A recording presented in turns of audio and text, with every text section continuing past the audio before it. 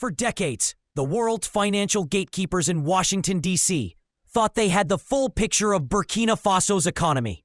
Their reports painted a familiar story, a nation rich in gold, but trapped in a cycle of dependency and debt. But what if the most important part of that story was missing? A stunning narrative began to circulate in Pan-African media, one that had allegedly been suppressed since the colonial era. It's a story of hidden wealth and a nation on the verge of rewriting its own future. This isn't just about gold. It's about a shift that could shake the global financial order to its core.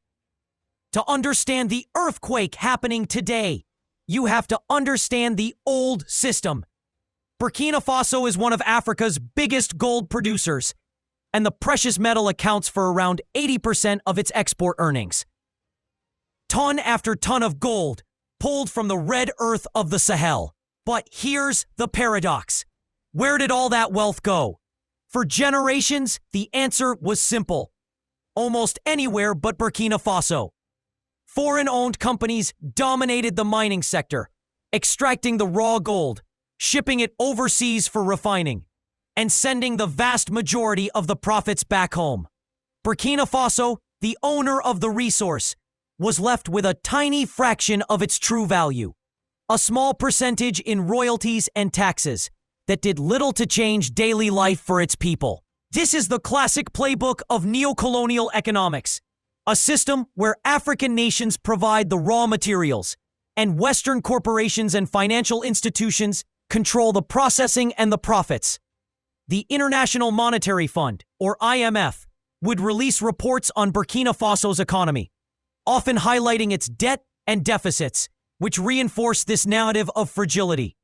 The country was a producer, sure, but it was seen as a dependent one, always needing the next loan or aid package. This wasn't just an economic model, it was a story of control. Then came Captain Ibrahim Traoré. After taking power in 2022, he didn't just challenge the old system, he declared war on it. His government started digging, not just for gold, but for the truth. A powerful narrative emerged, claiming that French colonial authorities had systematically concealed the true extent of the region's gold deposits to maintain economic control. This is where the story takes a dramatic turn. According to widespread reports, as Burkina Faso asserted its new vision, the IMF offered a debt relief package. But it allegedly came with a shocking clause. The deal required Burkina Faso to pledge its physical gold reserves as collateral. If the country defaulted, the IMF could legally seize the gold. President Traoré didn't just refuse. He publicly denounced the alleged offer, calling it an economic coup. He framed it as a modern-day trap designed to strip Burkina Faso of its sovereign wealth. The government's rejection was more than just a policy decision. It was a declaration of economic independence. The IMF, used to setting the terms, was suddenly facing a government that was not just rejecting its deal, but exposing the brutal mechanics of the system itself. Rejecting the alleged deal was just the first move.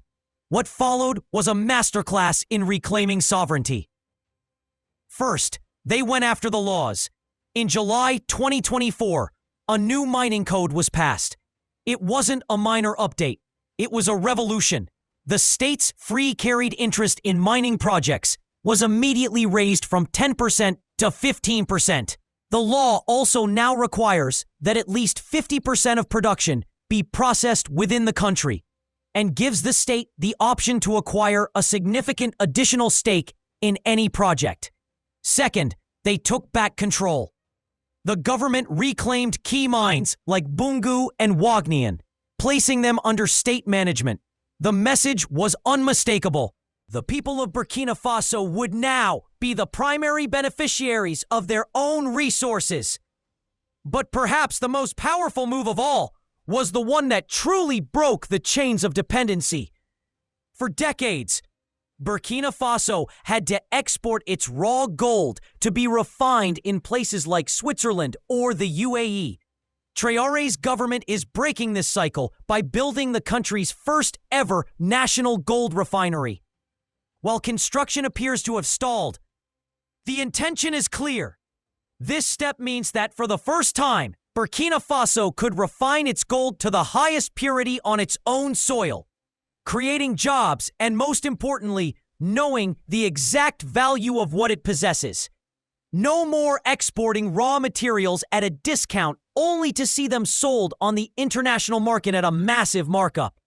This revolution isn't happening in a vacuum.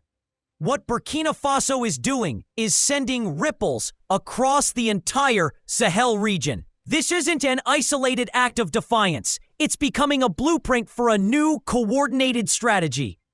Neighboring Mali and Niger, also led by military governments tired of the old order, are making similar moves.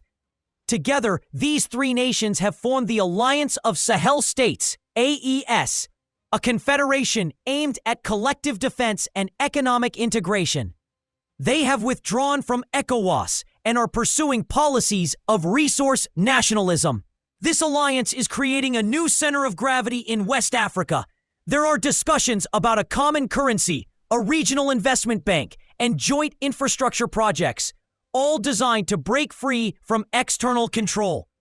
When Mali increases state control over its mines and Niger reevaluates its uranium contracts, it's part of the same story. It's a coordinated chess game on a continental scale, and these players are no longer willing to be pawns. The message from the AES is unified. The resources of the Sahel will now serve the people of the Sahel. What we are witnessing is a fundamental shift in the global balance of power, led by nations that are refusing to be footnotes in someone else's history book. They're demanding to be the authors of their own destiny. If you believe this story of economic sovereignty needs to be heard around the world, help us push it forward. Hit that like button, subscribe, and share this video. Your engagement helps break through the mainstream silence. The story of Burkina Faso and its stand on its gold is about so much more than money. It's about the potential end of an era defined by dependency and unfair deals. The rewriting of mining laws, the takeover of national mines, and the formation of a new regional alliance aren't just policy changes. They are the foundational pillars of a new reality, one where African nations aren't just at the table, they're building their own. The shock isn't just to the global financial system. It's a shock to a world that believed its rules were permanent. Burkina Faso is showing that they are not. They are proving that a nation's wealth can and should be used to build its own future. So I'll leave you with this question. Which African nation do you think will be next to reclaim its wealth and rewrite its story? Let us know in the comments below.